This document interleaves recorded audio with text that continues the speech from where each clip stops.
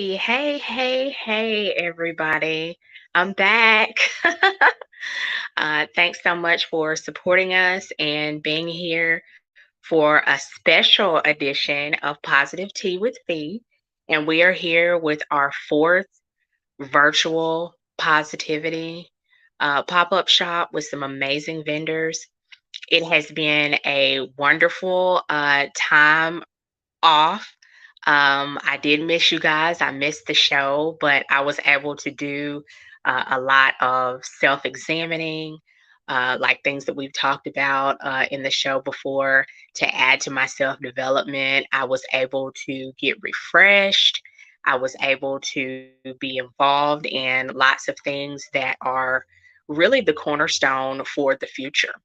And one of the things that we've talked about many times in the show is that we have to definitely make time for every single thing that makes us the best we can be in our purpose. And for each individual, that's something different.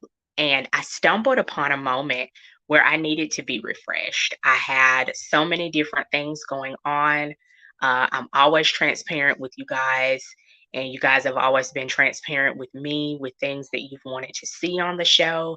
And so I'm going to be transparent with you. I stumbled upon a moment where God and the universe was telling me to take a seat and to get some things worked out within myself. And so I was able to do that. And it's one of those things where I feel better. I have a lot more clarity because of a lot of things that I've been able to encounter. Some of those things were not very easy, and we will talk about some of those things later on in the show.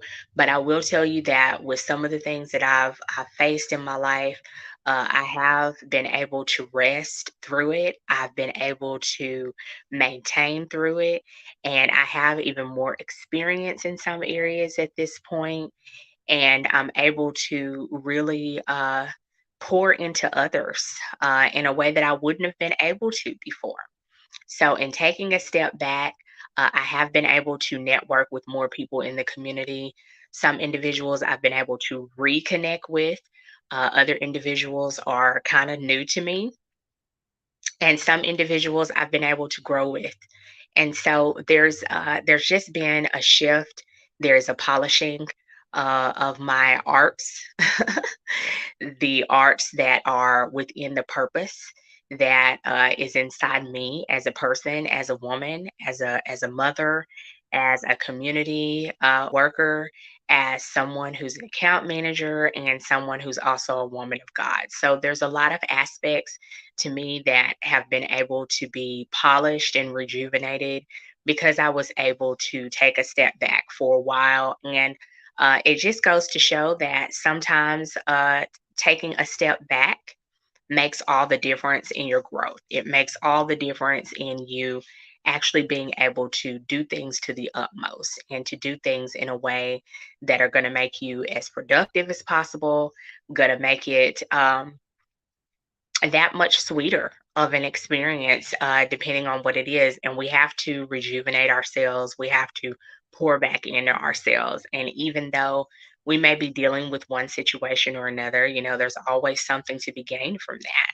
So, with that being said, tonight during this pop up shop, one of the things that we will be focusing on is self care. We have talked before about self care. Self care is a lot of different avenues. Self care means a lot of different things to different people. What self care is to one person may not be self care to another. But self care is just as important as serving others. Self care is more important because you can't pour from an empty cup, and you can't pour from a cup that's lacking in one way or another. And I say that to say this: you can, but it's not beneficial. And the reason it's not is because when you're taking from something that is lacking, you're draining. We want an even exchange. We want to be able to inspire one another as human beings. We want to be able to uplift and encourage one another as human beings, but we don't want to drain.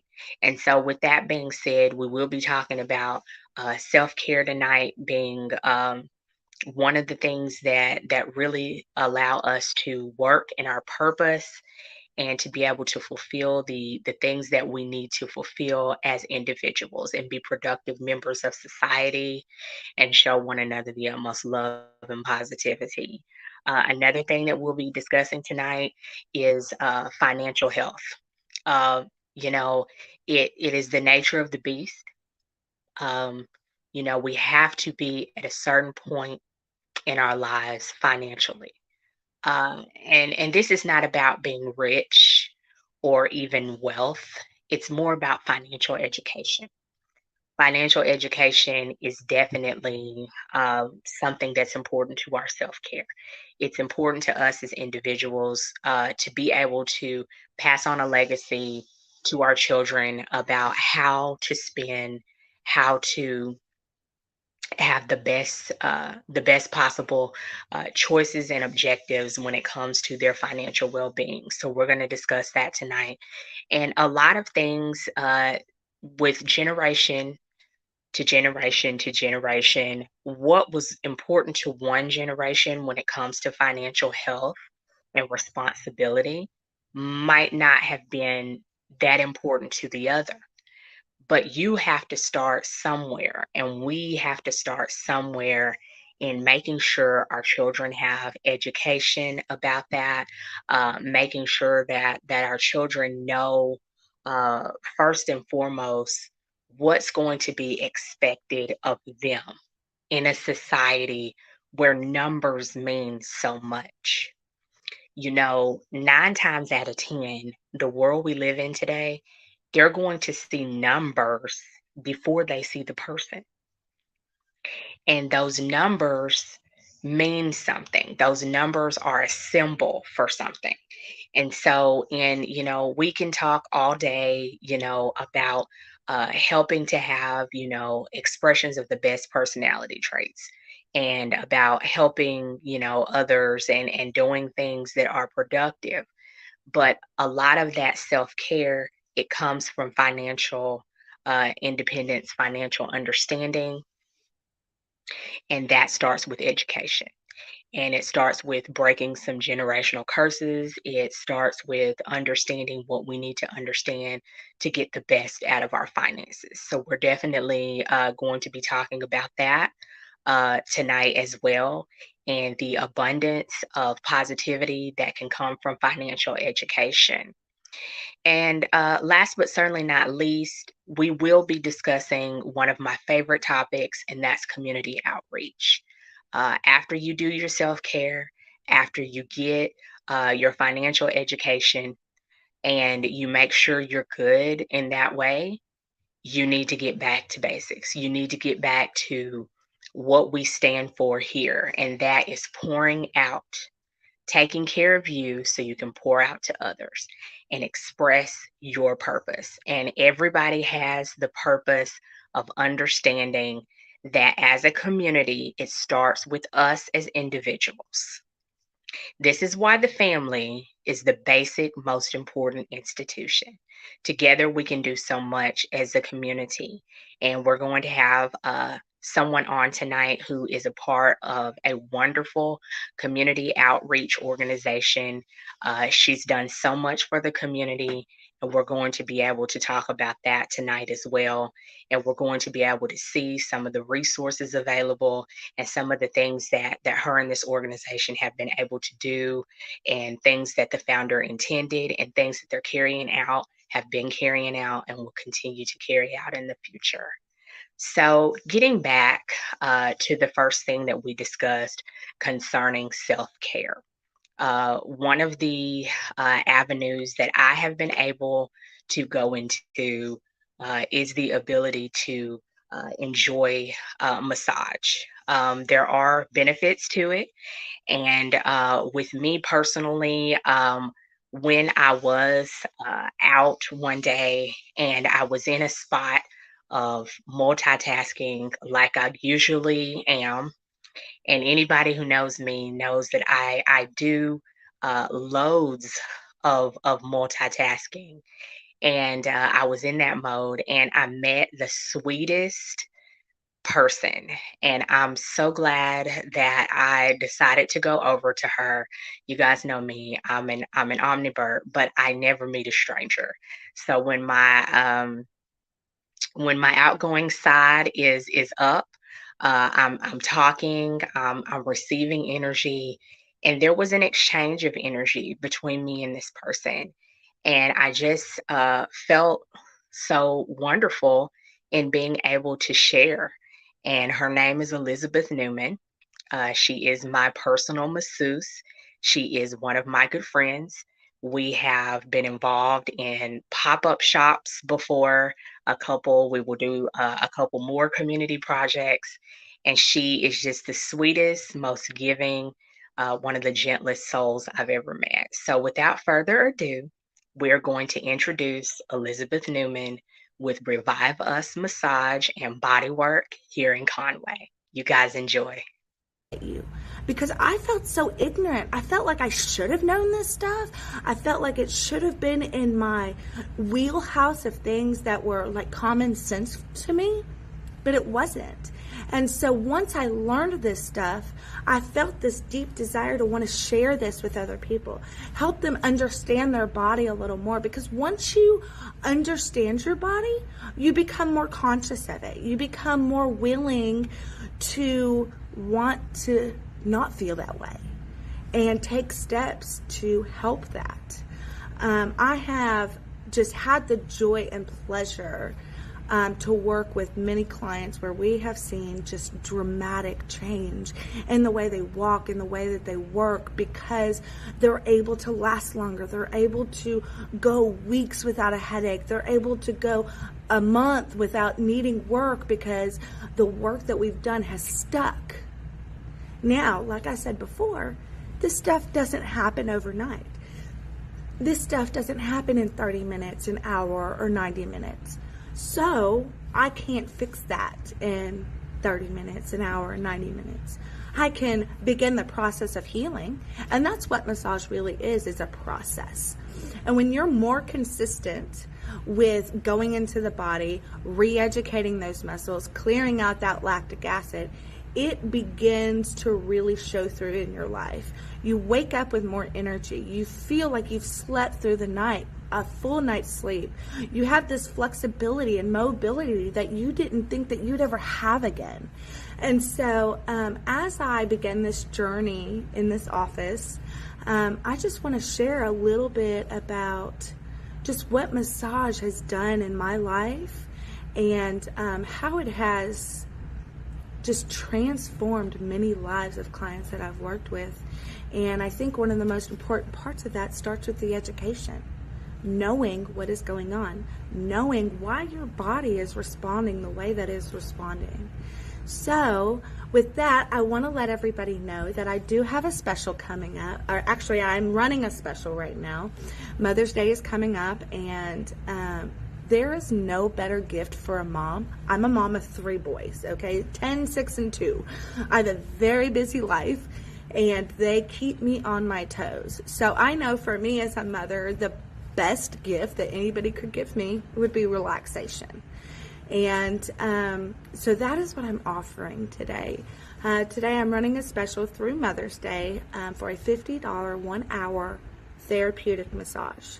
And what this entails is there is a multitude of modalities that I have in my wheelhouse. And from cranial sacral to myofascial release to neuromuscular therapy, just your straight deep tissue, or if you just want to just be touched, I have a Swedish massage as well. I also have hot stones. That's something that I've really dabbled in recently this year, and I've really found a joy for the hot stones and just the benefits that it has for the body.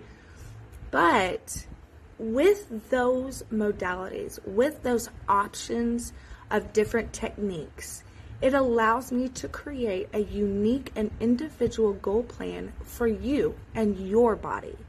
That is so important to me, is that you understand that you are important and that my job is to serve you and your body.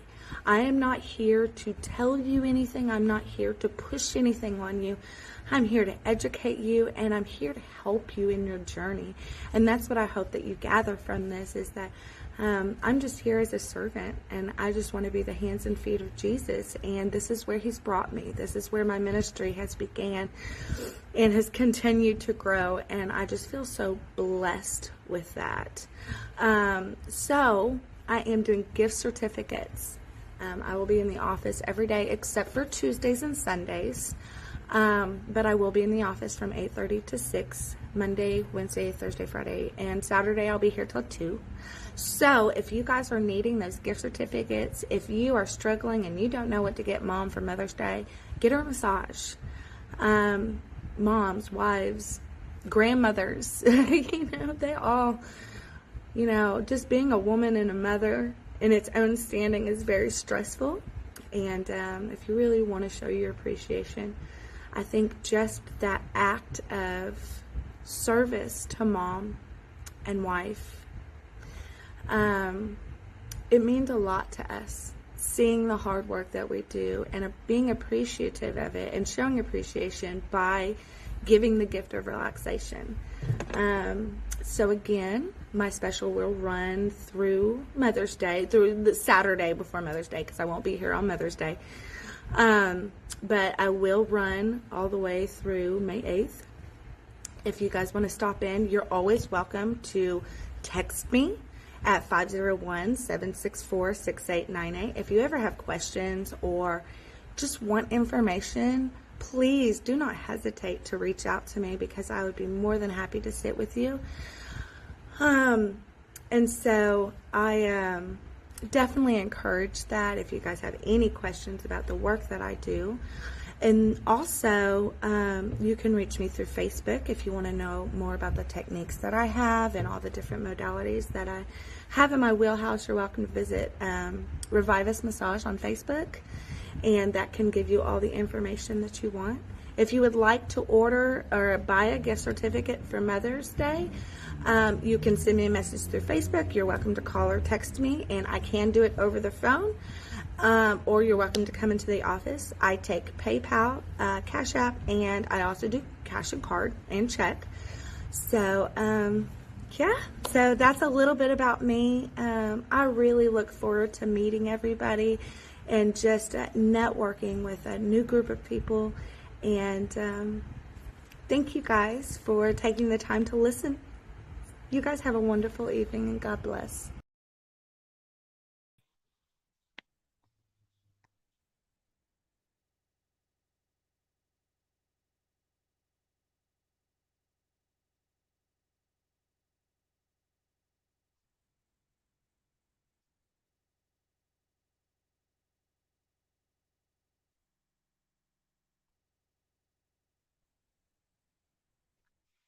Hey, everybody. So that was an amazing video um, from Elizabeth. I want to thank her so much. She does so much in the community, and she does so much for people in the different ways that she does help others to realize their self care. I want to show you guys something else from Elizabeth, as well as she gets into more detail in regards to the art of massage. As you begin to have pain in one side, your body automatically becomes a compensation. So if you're struggling or babying this arm or not using this arm a lot, that means you're using this arm a lot. And so as you're beginning to use this arm, then this arm begins to feel sore. You start getting referred pain. There's only so much that your muscles can handle before they send off these pain signals that say, hey, this is not okay. It's one of the biggest reasons I'm a big component of no pain in our massage, because pain is the body's way of saying, this isn't right, something is wrong, and I don't like this. And when you're in pain, your body guards up, it tenses up, and then once you're tense, then it's not accepting the work that I'm doing, and so it's really unproductive. So it's important to me first to learn your body, to understand what is going on in it. Where is the scar tissue? How has the surgeries affected the way you walk? How has accidents, sprains, and breaks, how have they played such a role in your body's healing process? So, excuse me, these allergies have been off the roof. Anyways, so as we do this, it is a great time in this process for me to understand your body. Your body speaks to me. Honestly, I can't explain it to you. It just speaks to me. It tells me where to go. It tells me what it needs in that moment, whether it's a gentle, light touch or if it's a deeper pressure, because your body can handle that. It's all based on what your body is wanting in that moment. One day you may come in and it'll be super, super deep pressure and you're loving it and it's great. And then your next session, you may come in and your body may be flared up and you may be under an immense amount of stress, and I can barely touch you because your body is so on fire and so worked up that my job as a therapist is just to calm it down. And when I go in and I do that deep work, all that's doing is stirring more stuff up. So each time you come in, don't ever expect the same massage, because it's not going to be like that, because every time you come in, there's going to be something different. There's going to be another level that we can reach each time. One of the things about massage that I think is very important is that it's not an overnight fix. We spend years and years abusing our bodies, sitting in front of a computer, holding a phone to our ear, doing dishes, folding laundry, sweeping the floor, driving. These are big components of our lives, and whether we understand it or not, we are putting our body in a constant state of abuse because we use and use and use and use and use our body, and it becomes sore and achy, and sometimes it just feels like your body is so heavy, and that's because we don't pay attention to it. We're not nurturing our body the way that it is wanting. You know, we talked about that lactic acid earlier, and that lactic acid, it's a toxin. It's a toxin in your body. And so if you go and work out a lot, or you're walking a lot, or you work, or you're under a lot of stress as well can produce not only the lactic acid, but also the cortisol, which is also another toxin in our body. And so if you are doing these things and you are asking, why am I so sore all the time? What can I do? Well, it's simple. You need someone to go in there and break up that lactic acid. You need somebody to go in there and physically release those knots that have become so permanent in your muscles because they think that that's normal. Our muscles have what's called muscle memory. And it's just natural. So let's say that you sit at a desk all day and you're on the computer all day for 8 hours in a day, and you're not getting up and walking, or you're not getting up and stretching your arms. What that's doing is telling your muscles that this is where they're supposed to be, that this is the normal state in which your muscle is supposed to be. And so when you come out of that, your muscles stay rotated forward. Well, because your muscles are sitting like this for 8 hours a day, or like this driving. You know, I have a lot of clients that travel. I have clients that sit like this and work on people, and so your body thinks that that's its natural form, that that's where it's supposed to go. So part of the process that I go through is called muscle re-education. And what it's doing is it's retraining those muscles to remind them where they're supposed to be. This decreases the soreness. It increases the flexibility. You'll be able to actually put your hands above your head. For the longest time, this is as far as I can go, and now I can actually put my hands above my head, which I'm really proud of. But it took a lot of work because it took a lot of muscle memory. I spend my day like this for hours and hours and hours at a time. And as a massage therapist, I'm like, there's got to be a better way. And so as I begin educating myself through the continuing educations, I realized what we're doing to our body. And I feel like it's so important in my job to educate you because I felt so ignorant. I felt like I should have known this stuff. I felt like it should have been in my wheelhouse of things that were like common sense to me, but it wasn't.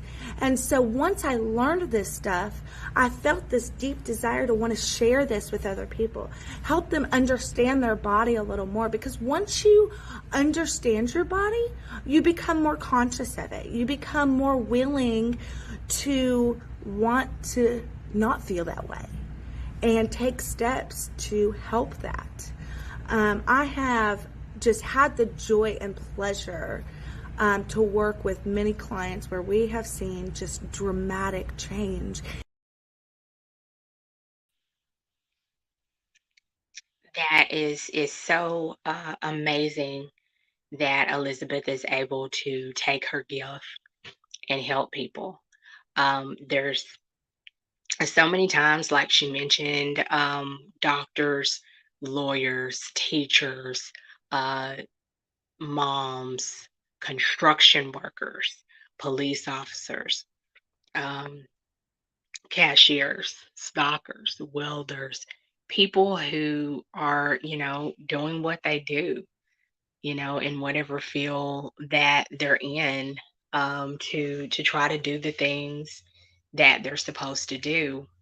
But the thing is in the midst of all of that, a lot of times we forget to take care of us. We forget that our bodies are not conditioned to do all of that. And what I mean is we have to take time to take care of this temple that helps us perform our purpose. And Elizabeth is one of those people that helps us do this. And I'm so grateful for her. The next speaker that we have tonight is a young lady that I met a few years ago. And she is very, very instrumental in helping others. She has a heart of gold. Going back to what we talked about financial education. Her name is Miss Terica Peterson. She is very, very wise. She's very, very skilled at what she does. She was able to educate me last week in regards to some things that a lot of people in my parents' generation were not privy to. And that goes back to breaking those generational curses and getting that financial education. And so Terica is going to come in and speak with us tonight about some things that are of the utmost importance to us to have the financial education first and then the financial literacy. And I'm truly grateful that she's going to be able to share this with us. Hey, Terica, how are you tonight? Hey, I'm good. How you doing? I'm good. Go ahead and share with us the things that you're doing to help out people, the things that you're doing to change lives and empower others and break those generational curses. Talking with you the other night was so inspirational to me. I learned so much, and I cannot wait to start working with you. I trust you. I could tell that you were comfortable, skilled, and you seemed so happy to be able to give me information that you felt like was important. Right. Yes, yes. Well, thank you for that wonderful introduction. Thank you. Thank you. So, as she has mentioned and stated, my name is Terica Peterson, and I am a credit repair consulting. So I'm just going to tell you, before I get into that, I just want to let you know what we are doing around the community and around the world. So I have recently partnered up with some successful people in the financial literacy industry, and we have helped thousands of people break generational curses, become debt free, and also become financially free. So that's one of the main reasons that really got me interested, because as we all know, we work in these jobs, but we are still living paycheck to paycheck. Like, we don't have enough money to do things that we want to do. We only have enough money to, pay our bills, and then we started working to keep up, but we're not really living. So that's really was one of the main reasons why I joined, because I'm like, all I've been doing is working, working, working, and I'm still not making ends meet. I'm still living paycheck to paycheck. When I get paid Friday, by Friday evening, because we get paid early that morning. By Friday evening, my check already gone, and I have a son, so I'm just like, no, something has to give. So before I get into all of that, I just wanted to take you guys back with me, as into why I started the business and why I joined. So it was a little bit after high school. I graduated high school in 2012, and I received my first credit card. They gonna start, well, once you hit 18, you start receiving, getting those um, cards in the mail from companies saying, you can do this card, do this card, do that card. So my mom was like, okay, you're 18 now, so it's time for you to get a credit card so you can start building credit because you're going to need it. And I didn't know what I was going to need it for, but I knew that she knew better than I did, and she had more knowledge about it. So I was listening. So she said, hey, get this credit card. And the credit card that I had was like a $300 limit. That was my first card. It's a $300 limit. And she said, hey, just use that for gas. She was like, when you need gas, just fill it up, use your card, and then pay it back. She only told me two things about the credit card. She said, make sure you pay your bills on time, one, and pay more than a minimum payment. So if my minimum payment was $25, just pay $50. Pay more than the minimum payment to help boost your credit score up more. So those are the only two things that she really told me about credit. So I did those, still not knowing what I need credit for. So that's after high school. I got my first credit card, paying my bills on time.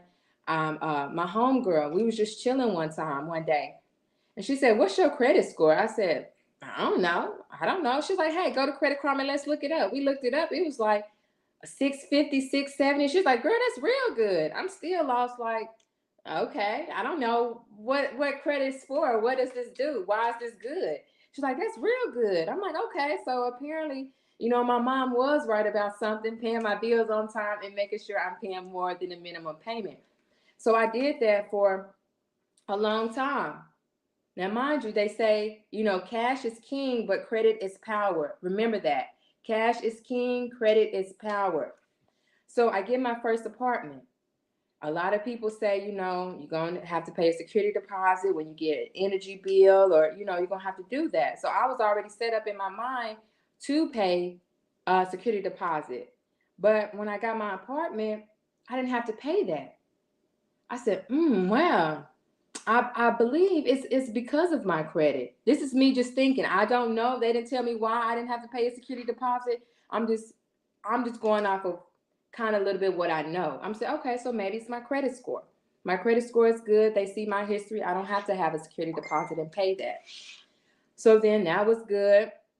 I'm still paying my bills on time, still doing all of this.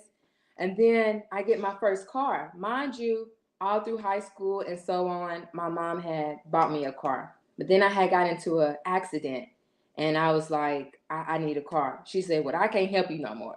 It's time for you to do it for yourself. I said, okay. She said, well, we're going to go to the dealership when I get back, because she was out of town. So we went to the dealership. Now, mind you, she said, I will co-sign for you if you need me to. So I'm like, okay. I go to the dealership. I see a car. I liked it. They ran my stuff. They ran everything. One, I didn't need a co-signer. I could do it by myself. I was happy about that. I'm like, okay, I don't need mama, to co-sign for me. And then I didn't even have to pay anything down too, because of my credit score. So I was really, really happy about that. I was really excited because I'm like, dang, all these years after I graduated 2012 up into 2016, I've been paying on my credit cards and paying more than a minimum payment. So it all has worked out for me. So I was happy about that. That was the year 2016. I got a brand new car. That car was the 2016 Chevy Cruze. It was a brand new car, only had 3 miles. Somebody bought it. They didn't like it. They brought it back to the dealership. And I was so happy because I'm like, one, I didn't need a co-signer, and two, I didn't have to pay any money down. So I was happy. I'm happy. I'm like, okay, this is what she has been prepare me for these years, so I could do this stuff by myself and not need her. So then, as you guys know, 2020, that's when COVID hit. And a lot of us lost our jobs. We couldn't pay our bills. We fell behind on bills. And I was one of those people. I lost my job. I couldn't pay anything. I had to wait until unemployment kicked in or until I received it. And once I received unemployment, now I'm playing catch up because I have to catch up on the bills that's already late. And mind you, my credit cards that I have, I didn't kind of use them because I didn't have any money. So I still needed to survive in a sense. So unemployment kicked in. I was still using I had to pay, back those payments. So I'm playing catch up. 2020 was worse. It was the worst year for a lot of people. I was one of them. I was at my lowest. I was so broke. I didn't have nothing, nothing. I didn't have a job. I'm still applying for jobs, trying to get a job.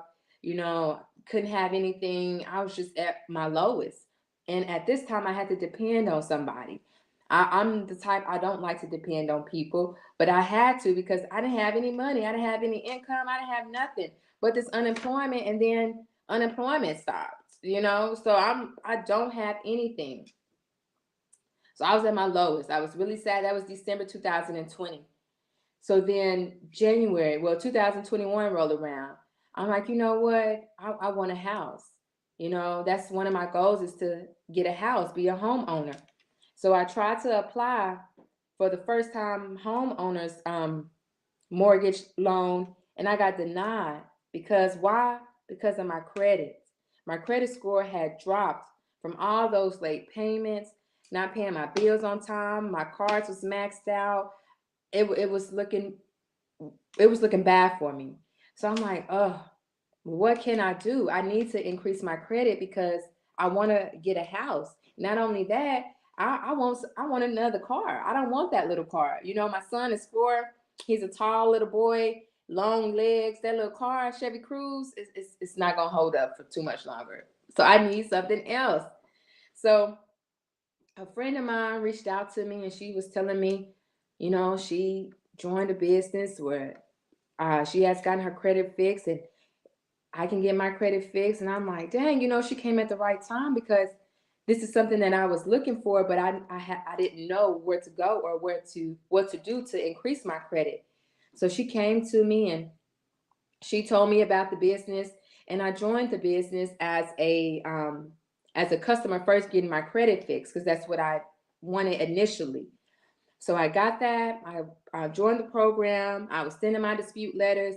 She told me to look on Credit Karma to see, have anything changed. So I went on there and I saw my points going up, up, up, every month. So I'm like, okay, I'm happy. So then she tell me about the business side of it to where I can join and I can make money. And I was like, I don't know, I'm already got this job. My stepmama want me to do this over here with insurance. I don't know. I don't know yet. Let me think about it.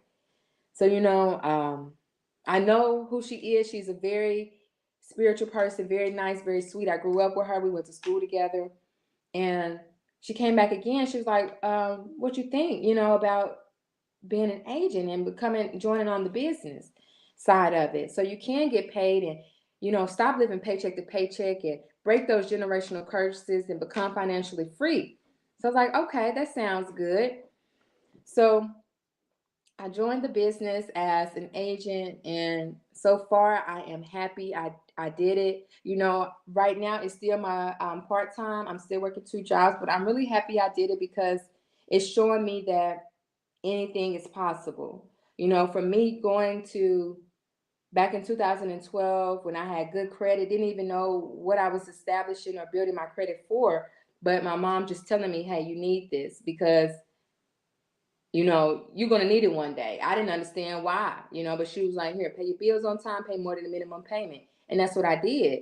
And when I got old enough to understand, I'm like, wow, this is what she wanted me to do this for, because it really feels good. I don't know about you guys, but for me, it feels good when you can walk into somewhere or walk into a dealership and get whatever car you want and don't have to put anything down on the car. My note is not high at all. I don't need a cosigner because 9 times out of 10, people don't want to cosign because if you don't pay, it falls back on them. So people be iffy about that. So I'm like, well, I don't even want to co-sign, or I'd rather just do this by myself. And I was able to do that by myself. So now here I am, getting my credit repaired. I'm loving the results. I'm meeting all these wonderful people in the business. People come from all different backgrounds of life, but we all have that one goal, is to help spread the word about credit and financial literacy, because we was not taught that. Like like I said, only my mama told me to pay my bills on time and pay more than a minimum payment. But she didn't know, what factors into my credit score. And I'm going to let you know, guys, that what factors into your credit score is 5 factors that is why you come up with your credit score. So one of them is the highest, which is your payment history, and that's 35% of your credit score. And if you don't pay your bills on time, you can knock your score anywhere between 50 to 100 points. So that plays a big role. Also, the 30% of it is your credit card utilization.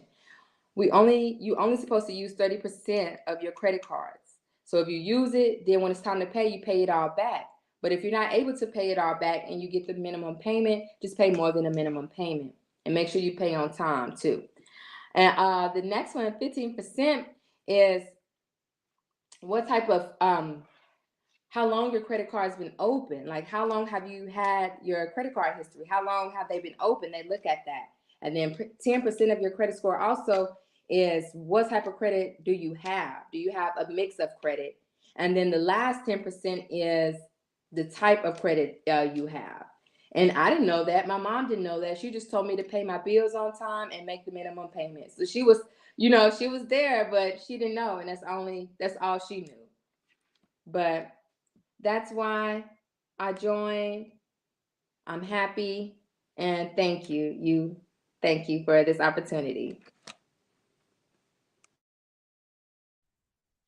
You're welcome. Thank you so much, Terica, for sharing your story with us. And there's so many people who have been affected in one way, directly and indirectly, by the pandemic. And what is one way that individuals who want to know more about your program can get in touch with you? What are some platforms that you're on? Okay, so I'm busy on Facebook. If you guys have a Facebook, my Facebook name is my first name, Terica, Terrica. Middle name, Janae, Janay. Last name, Peterson, Peterson. Or you can contact me directly. My phone number, if you guys want to write this down, is 501-680-5832. Again, I'm going to say it again, 501 680 5832. Awesome. Thank you so much, Terica. And I know you're going to help people and continue to share your heart and your skill and keep changing lives, giving that financial education and helping with credit. Thank you so much for Yes. being Thank you. Thank you on for the this show. I really opportunity. appreciate it. You're welcome.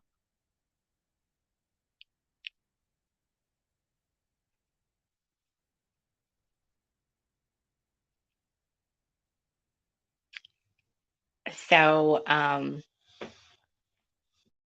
really appreciate everybody tuning in so far. So far, we've had some amazing positivity vendors and some amazing information thus far. And so now we're going to get into the community outreach section. In just a little bit, we have more to come with more information about that. Um, the thing with community outreach, it's so close to my heart. We talk about it so much on the show. It's very important because it allows us in whatever corner of the world we're in, whatever purpose we have as individuals, to do something to help our communities. And the stepping stones of the communities come from what you, our neighbors, me, what we're able to put into our communities is what we're going to get out of our communities. Now, as individuals, we can do something that's important. We can do something that's vital, but together is going to make a big difference. Going back to what Elizabeth was saying in regards to self care and the beauty of a massage and the beauty of taking care of your body, despite the fact that we have so many things that we do and so many measures that we take to get things done. This is our routine.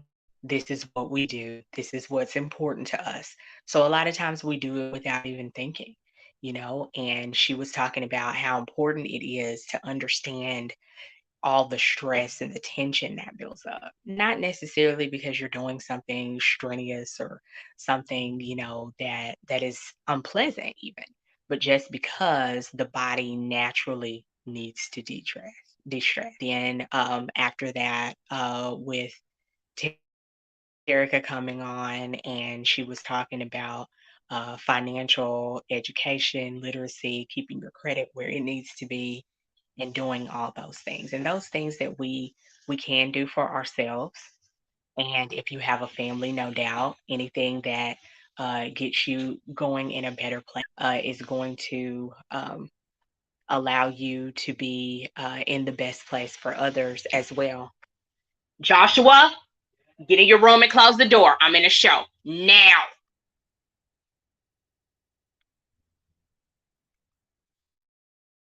We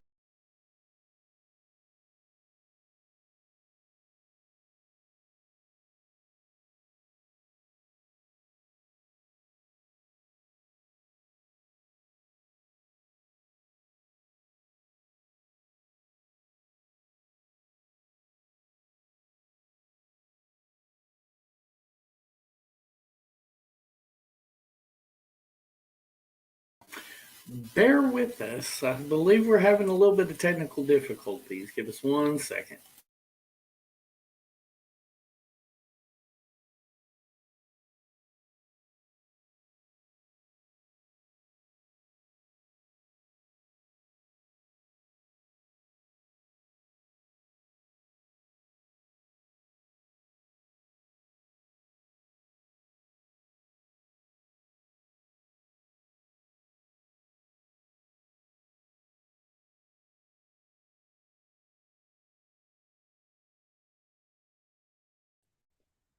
Sorry about that. I had a slight technical difficulty.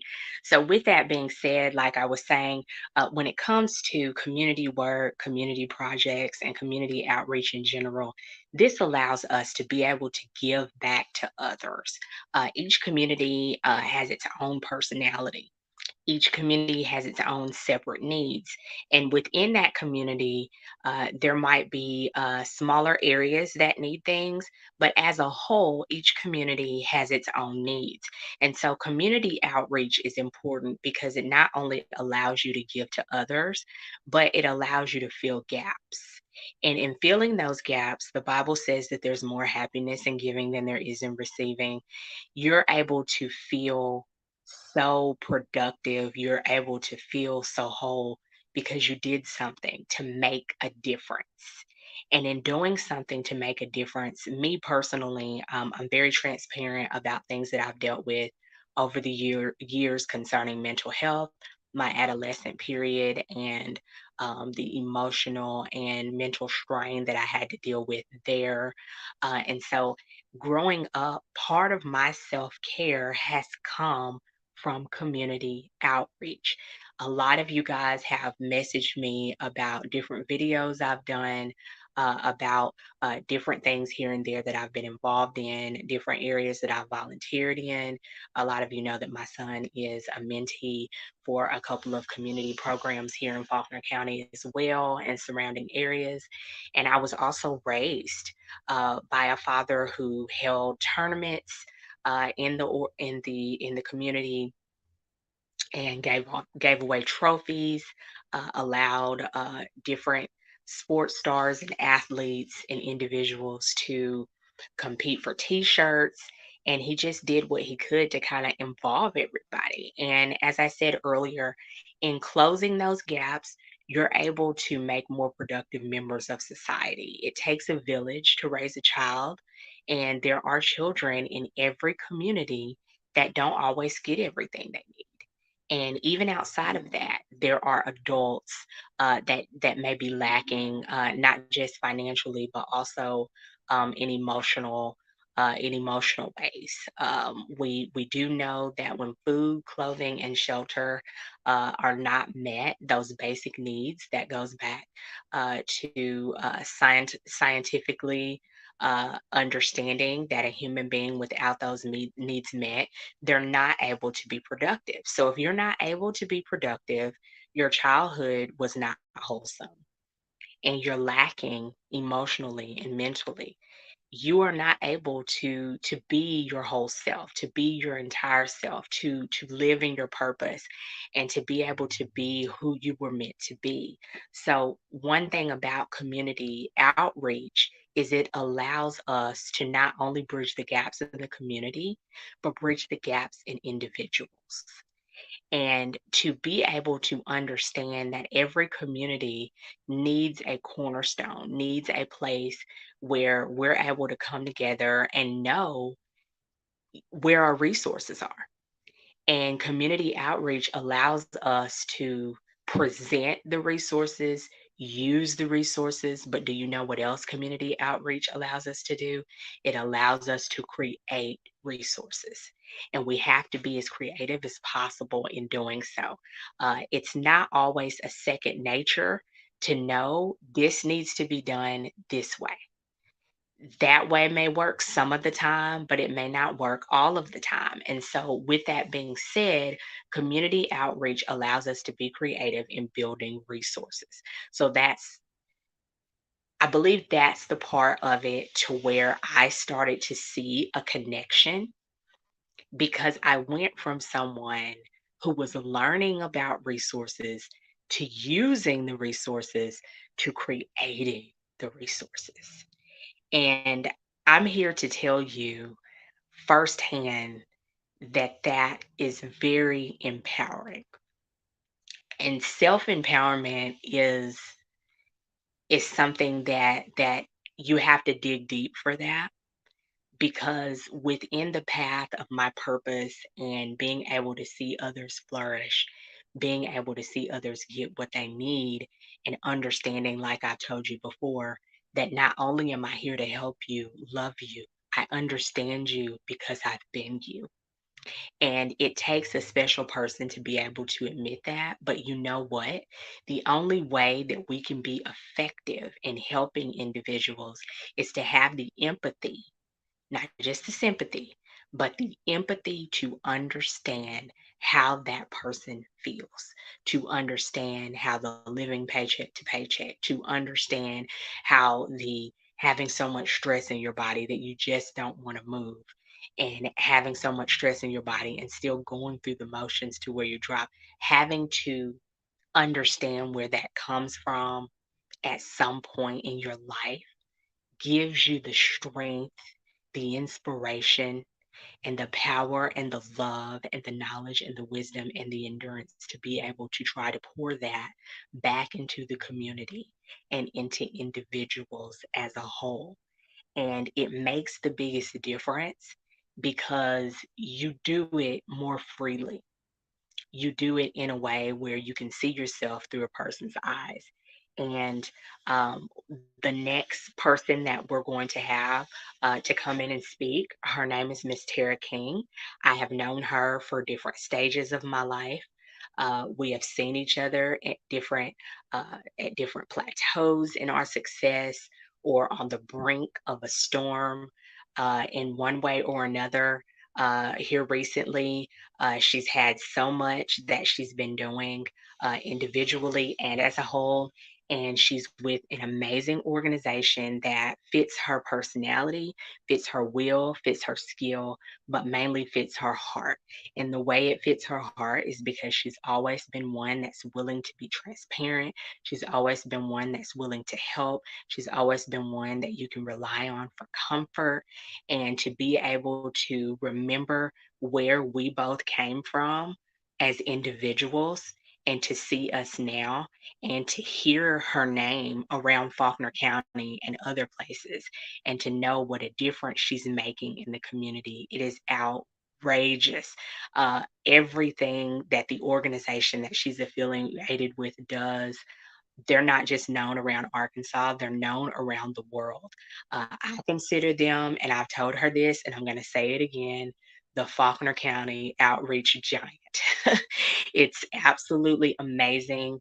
The things that they're able to do for individuals, all the resources that have been created from just the humble beginnings of wanting to help people and the things that they are creating that you never thought possible. But by brainstorming, having empathy, being a resource, using your resource, and what was that last one? Creating resources.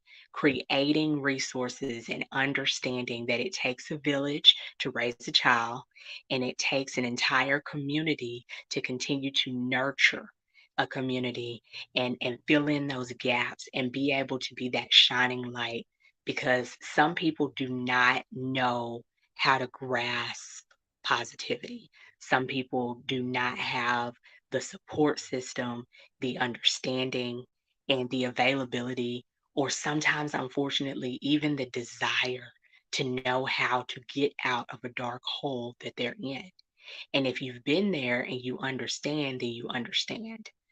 And if you see a need and you can feel that need, knowing that and doing that and going out on a limb and being able to use that empathy and use that inspiration, that understanding, and that love as fuel to make a difference in the community, one person at a time.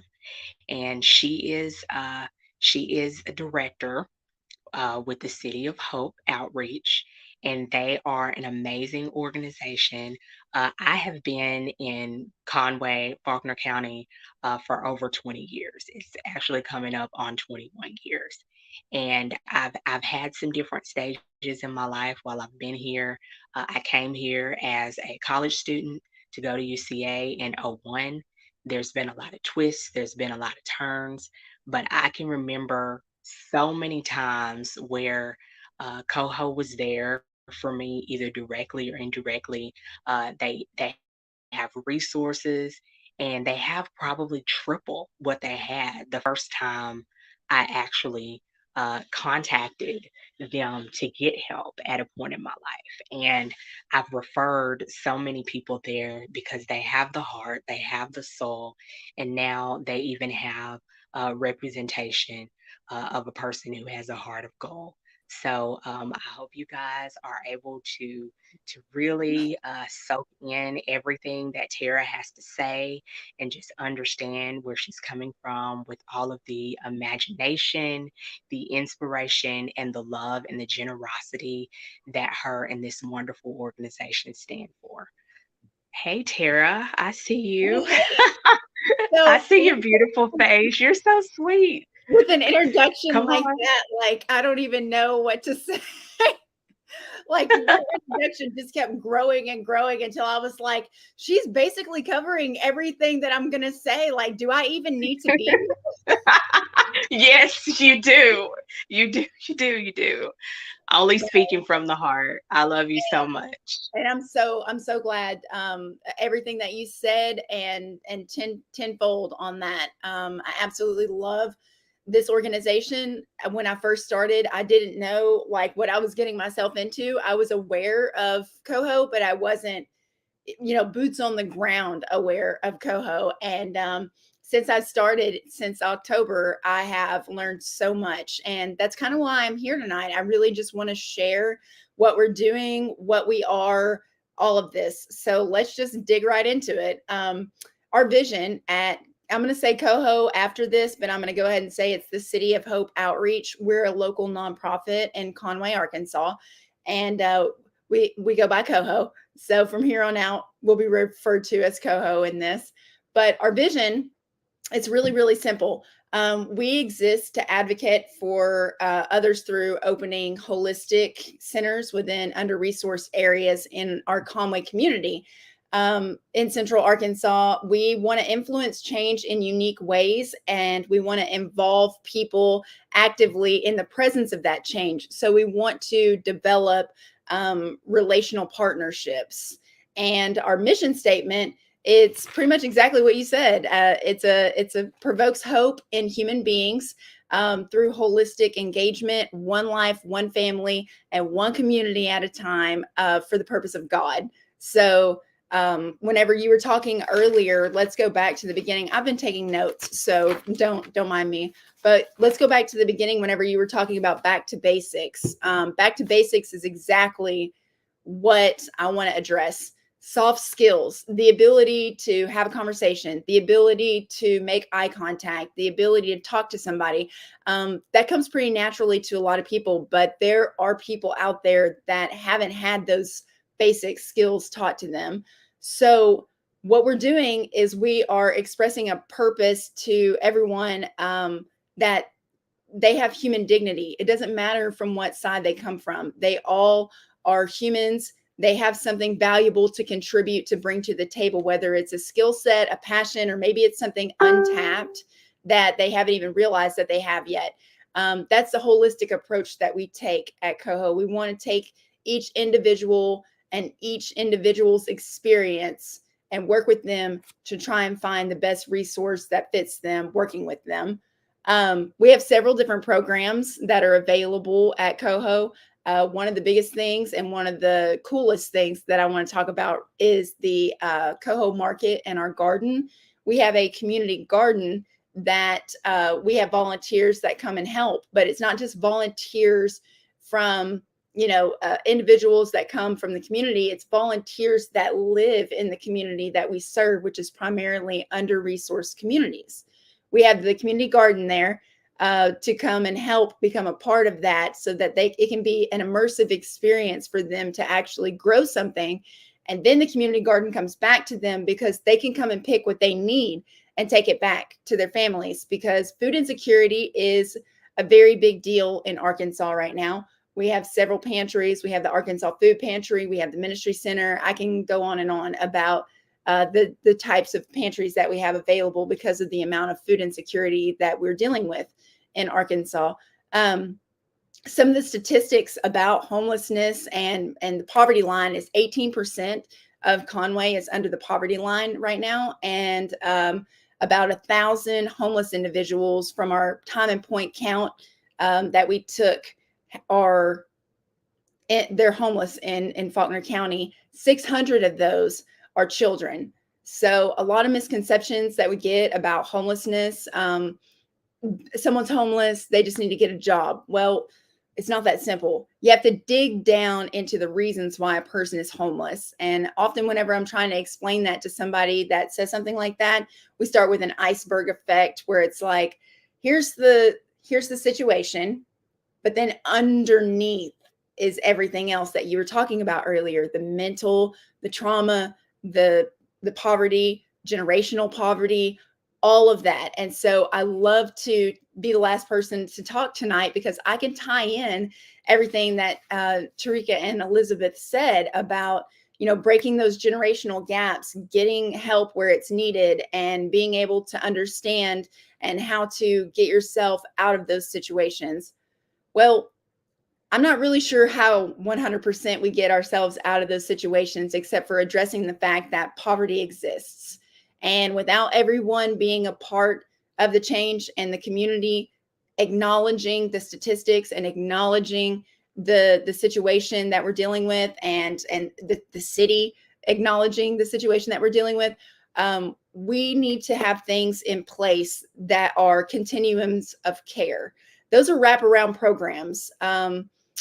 We have domestic violence shelters. We have transitional housing. We have an emergency shelter now that has actually been approved for Conway, Arkansas.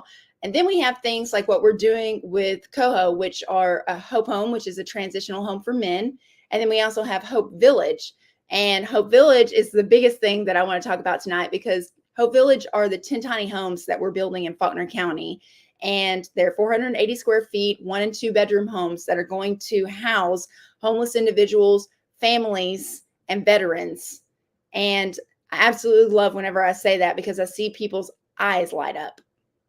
It's never been done before, not in Arkansas. It's been done in a couple of other states, but Arkansas and Central Arkansas, to be exact, and in Conway, so pride in our city, we're going to be the first ones that do this. And we couldn't have done this without the imagination and the everything that you were talking about earlier about why I work for Coho is exactly like that's Dr. Philip Fletcher 100%. And you know who I'm talking about. Some other people might not know who he is, but the envision and the ability to bring everybody to the table, and no matter where they come from, giving them an opportunity and dignifying them as humans and somebody that has something to contribute. That's 100% him. I got involved because my heart is in this. This is what I love. This is what I love to do. I love talking to people about this, and I love getting people involved. But some of the things that people may not understand in Faulkner County is that it's hard to talk about homelessness. It's hard to address those misconceptions, and um, it's hard to understand what resources are there and how to get somebody that's in need of those resources to the right resources. So what we did is in March we had Unseen Campaign, and Unseen Campaign actually did three things. It raised awareness to the amount of homeless individuals. It addressed the statistics of the point in time count, and it also informed the community about continuums of care. And that was the wraparound care that I was talking about earlier. Um, we want to get them off of the street and into a place where their basic needs are met. And you were talking about that earlier. The basic needs are food, shelter, water, and safety. It's a lot easier to function in your life whenever those basic needs are met. But there's a lot of people out there right now, 1,000 to be exact, that don't have those needs met or are struggling to meet those needs every single day. And that's where Coho comes in. We are addressing these needs on a case by case individual basis. And we do it through our programs. I mentioned the market earlier. I mentioned the garden, but we also have a market, and we use market bucks. Somebody comes and they need to get food from our market. They start out with a certain amount of market bucks. Once they use those market bucks, they retain those market bucks by volunteering in their community. So in doing that, it shows them that what they're doing is of value, and they are creating something, and they are also gaining pride in their community by becoming a part of the change and the initiatives that we have. So I absolutely love the market. We have a great market and nutrition director. She actually lives in the community, so she works with them one on one, and she's taught me a lot. The next thing that I would move on to is Coho Cares. We wanted to talk about self care earlier. And as much as I love the idea, like, oh, I could really use a spa day, especially after this week. But there's a lot of people out there that's a luxury.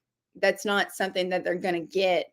Um, you don't budget for that, not in their situations. So what we want to work towards is the self-care, but self-care in different kinds of ways. Self-care for us are healthcare initiatives. So one of the things that we've started with Coho is called Coho Cares, and it is a pilot project right now that is coming back in June or July. Don't quote me on that. But right now, it's a dental program that is available to completely homeless individuals to come in, get a checkup, get x-rays, get their teeth cleaned, and get a program started for dental hygiene and education, because preventative healthcare is just as important as healthcare. You're going to pay for it one way or another. So being able to get in there and have those basic needs met, such as having a better smile, or your teeth not hurting, or you not constantly having a headache. I had somebody walk up to me today and ask me if I had ibuprofen or Tylenol on me because they were battling a major headache.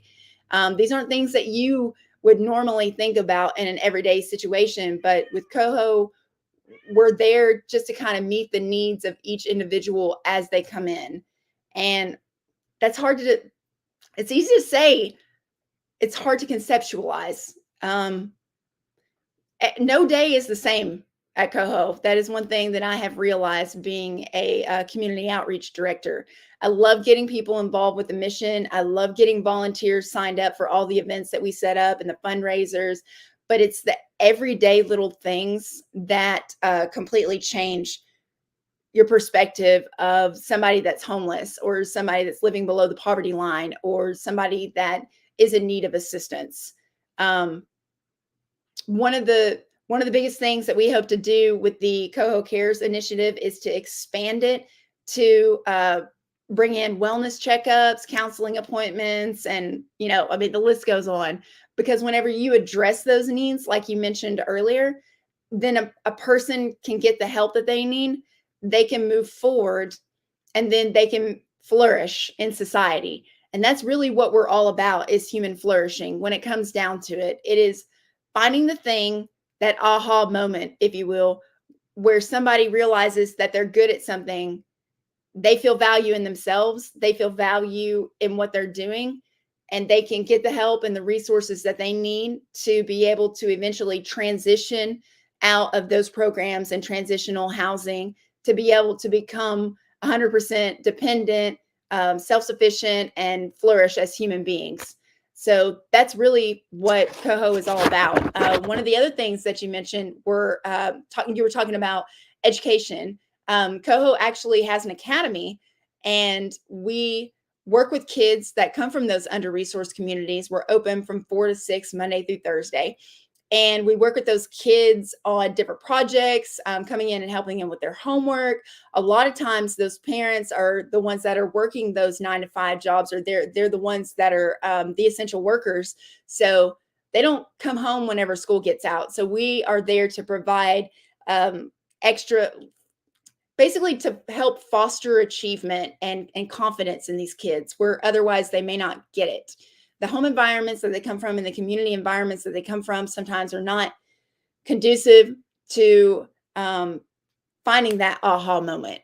Let me put it that way. So we want to offer them opportunities, field trips, STEM research. Like, we're working on programs right now where we're going to be teaching these kids, maybe possibly in the near future, how to code, or at the very least, the basics of computer management and software. So it's exciting, because I still remember whenever I was a kid, my aha moment at school was whenever we went to the Toltec Mounds.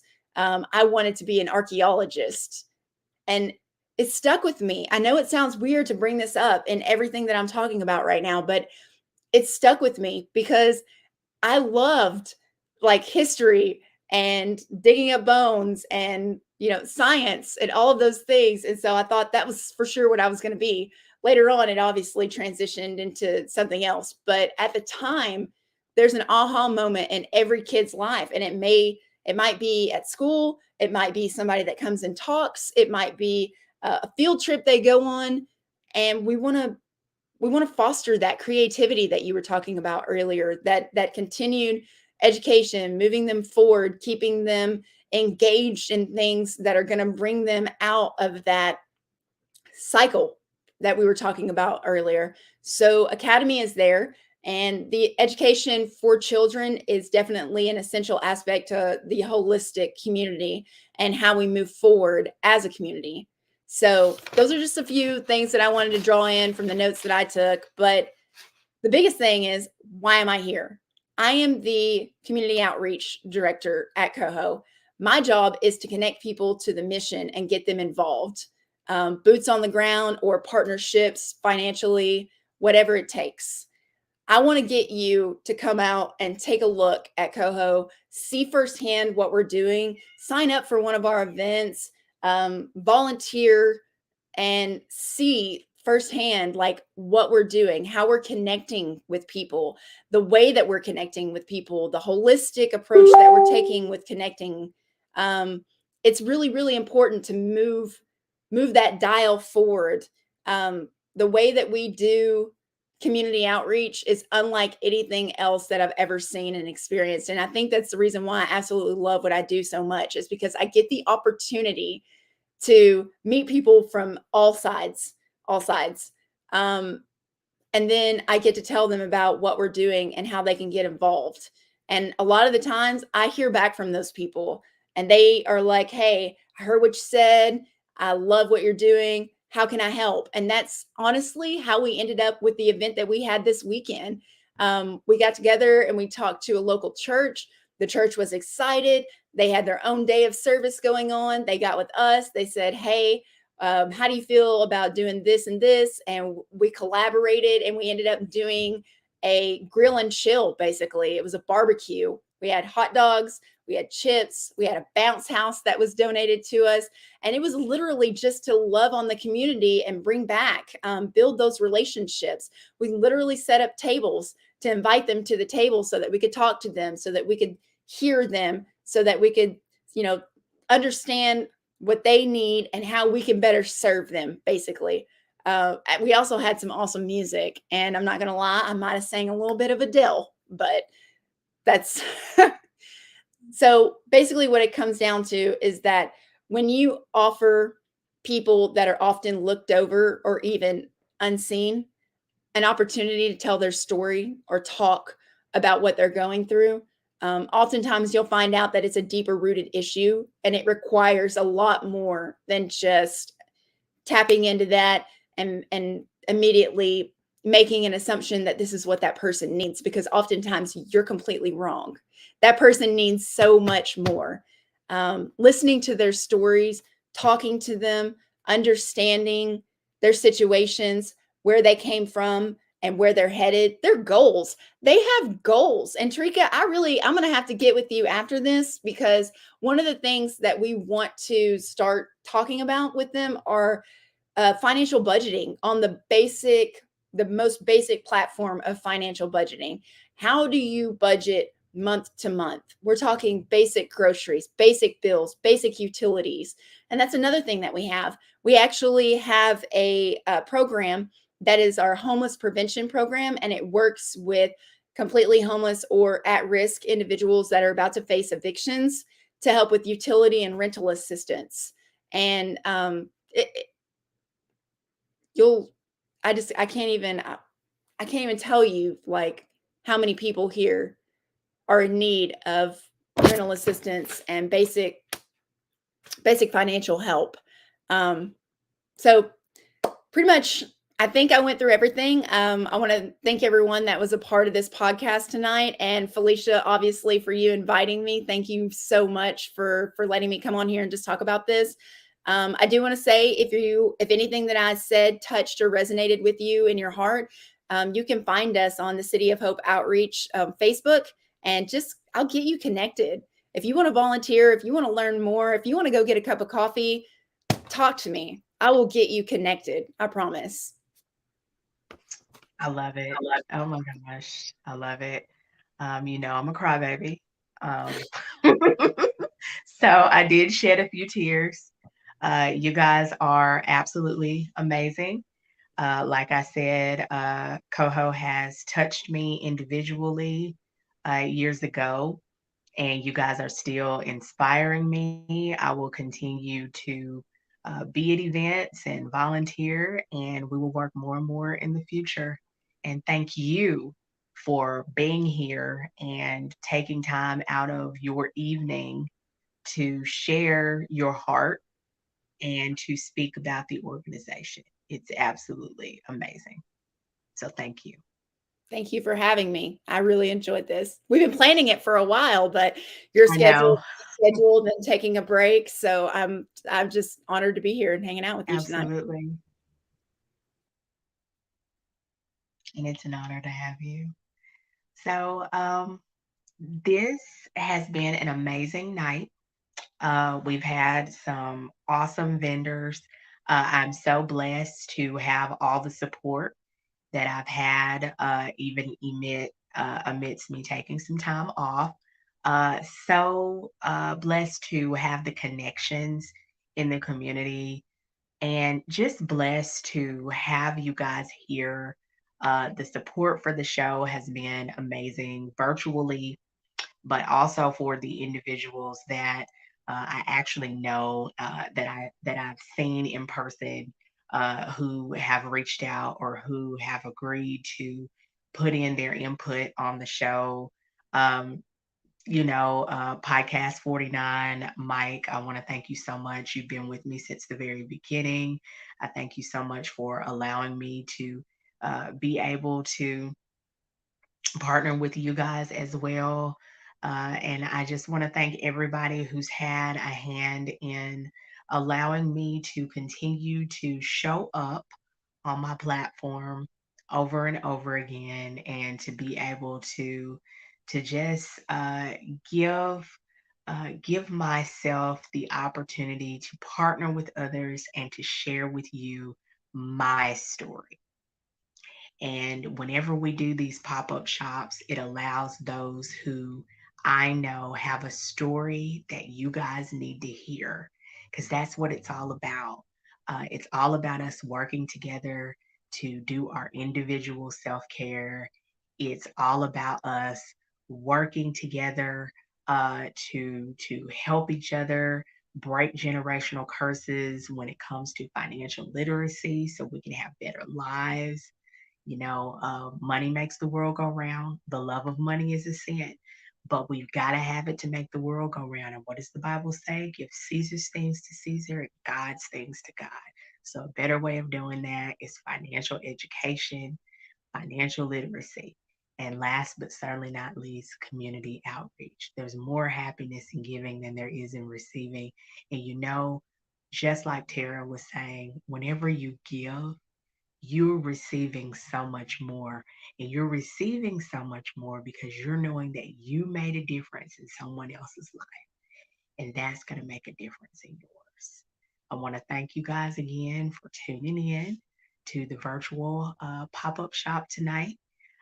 Thank you again for your constant support of this podcast, and your support of me, your support of yourself, and living in your purpose, whatever that may be. We all have something we can do to make a difference in our little corner of the world.